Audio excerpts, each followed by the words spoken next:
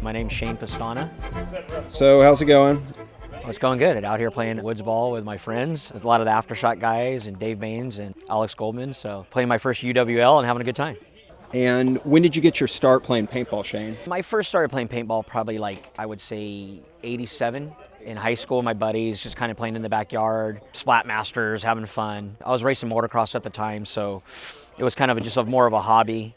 88 rolled around, I got broken off pretty bad racing Motorcross, so I started playing more paintball because I just tired of breaking bones on a bike and just started playing, played at a few local fields and a couple outlaw fields, but mainly, in the Santa Cruz mountains. In those early years, when you thought about the events that were happening in paintball, did you aspire to go and play those events? Yeah, in the late 80s, that's when you started to see the magazines were coming out and, APG, and you see these guys on the cover, and I'm like, man, this is me, I love it. I got the paintball bug and I just enjoyed it. And so I started playing every weekend. And, as far as tournaments go, I was like, I knew nothing about them, but I knew I wanted to, give it a run at it and see what's going on with it. So when did you first start with the Black Diamonds? Playing at a local field in Felton. The Black Diamonds guys were out there quite a bit. He was one of those kids that was always out there, hey kid, you want to play type of deal. And I played pretty well, I felt. And so I ended up doing a tryout with them in a team practice against two, I don't know, but I don't remember. And I did good. I handled, and then it kind of went from there, And who did you say was running the Black Diamonds at that Back time? then it was Mike Carraggio and Chuck Hendsch, both great guys. They were kind of my paintball dads of early youth. They kind of showed me the ways of the world and, my first time really traveling a lot with not my family, I guess you could say. So my extended family, and so it was good. Do you remember what the first event that you played with the Black Diamonds was? The very first event was a 5-man. It was a Poconos 5-man. We went back there. We had no clue what we were doing. I mean, honestly, but we were kind of, we went back there and had a good time and to see what it was all about. And back then it was open. It was no standings or anything. And we did really well. I know we made the pro bracket after the prelims. I think we lost to one of the big PMI teams in the time. But we did well. It was pump guns in the thickest brush I've ever seen in my life. But, we figured it out. And actually, we picked up our Bullseye paint sponsor from that event. We beat the... With Stratler, George Stratler? Yeah, he was on the team, we beat him ugly. And so he kind of picked us up. He went into a California team, and we became a Bullseye team. That's how that came about. Yeah, because you guys were always in the Bullseye ads, yes, that's right? Yes. Yeah, and then the Ironmen were in the Bullseye ads. Yeah, then they came on. When you traveled to New York for that event, what were you guys playing with on the Black Diamonds? God, you know what? I want to say I was playing with a Bushmaster pump. What the other guys had, I don't remember, honestly. So it was kind of a mix. It was a mix. There was no sponsors. We had, honestly, we went back there like, hey, let's go to a paintball tournament. We saw it, read it in a magazine. It wasn't, the internet wasn't thin back then. So it was like, oh, this would be really cool. And you know what? We had a blast. It was one of those events where we learned a lot because we had no clue what we were doing, but we did pretty well, so it was a kind of a win-win for us. Definitely. Continuing with the Black Diamonds, you played with them for a couple years. Yeah. And then what happened that made you join the Ironmen? The Black Diamond guys, we were a good team. We won some national events. We played really well. It was a great time, but for me, I wanted to play all the national events. I didn't want to just play the Bay City Open and one other event, and I wanted to go to them all. I had an opportunity. I worked at a family business, so I had a freedom to go, and I wanted it all. I got a little taste of tournament paintball, and I knew I could succeed and excel in this game. And honestly, Bobby called me every day at 10 a.m. for months.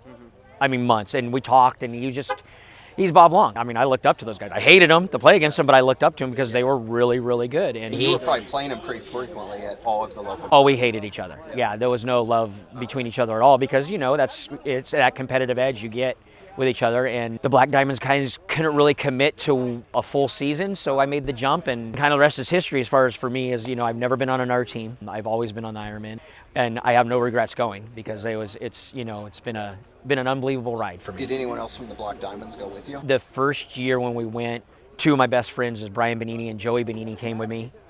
And then in the following year, we pulled Scotty Clayton and Jamie Canavero, which people know. We kind of gutted Black Diamonds, in all honesty. We took a lot of their best players. And, we made that run through the 90s, and a lot of it was because of the guys, that the Black Diamond guys. Because the Black Diamond guys, we were aggressive. That was our style, a lot of paint, real aggressive, real fast. And Bobby loved it because he had his structured guys from before. When I joined the Ironmen were very disciplined, very smart.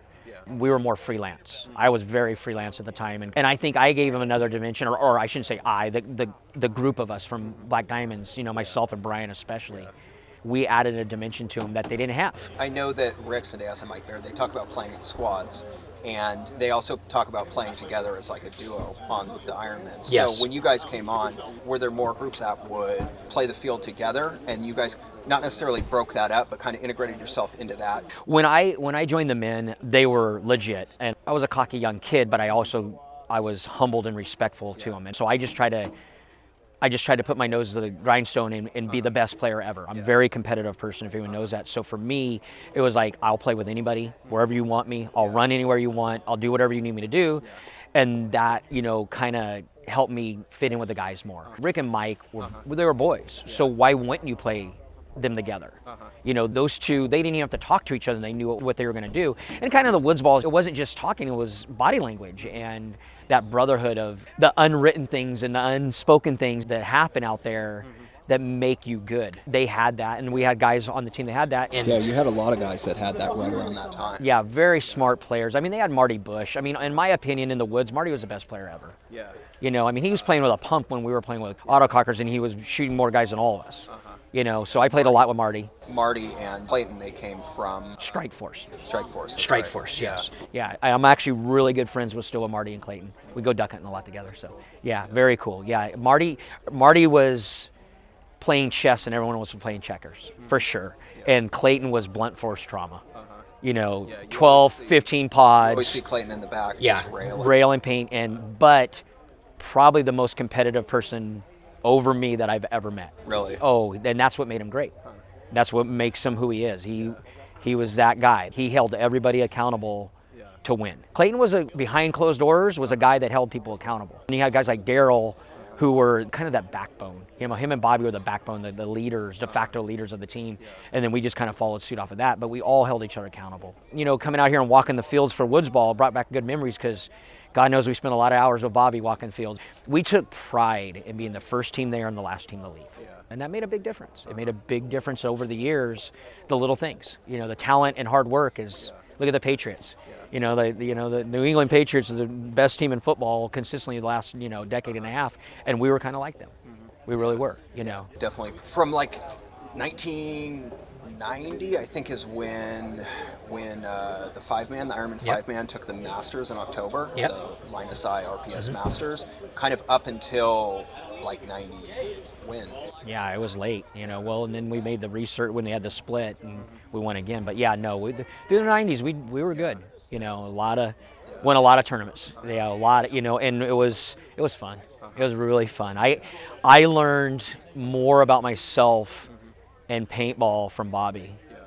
And then, because I was still a kid. I was the kid on the team, and those guys. How old were you when you started in 92? Yeah, I was probably like 21, 22, right in that age. It seems like I was younger, but it was so long ago. Yeah, they taught me a lot, and they taught me that what's important, and they were competitive. I loved that environment because, like I said, I'm ultra competitive, and it fell right into what I came from Motorcross, which was an individual sport, but it was you had to work hard and you had to have all those. And in Motorcross, it's kind of, you got to go for it. You got to be competitive. You got to want to win, or you're going to lose, or get passed, or fall, or not put in the work. And so I fell in the paintball, and it was a perfect fit for me. And those guys were my fit. They were just like me. We played ping pong for 3 hours at night, at a hotel, dripping sweat, screaming at each other, and we got the finals in the morning, and Bobby's like, "What are you guys doing?" It's like, "Shut up, Bob, this is the game." It didn't matter, Whatever game was on. It didn't matter, yeah. Connect Four, we compete in Connect Four. I mean, that's just us, and that's what made us good. That's what made us really good. Yeah. Awesome.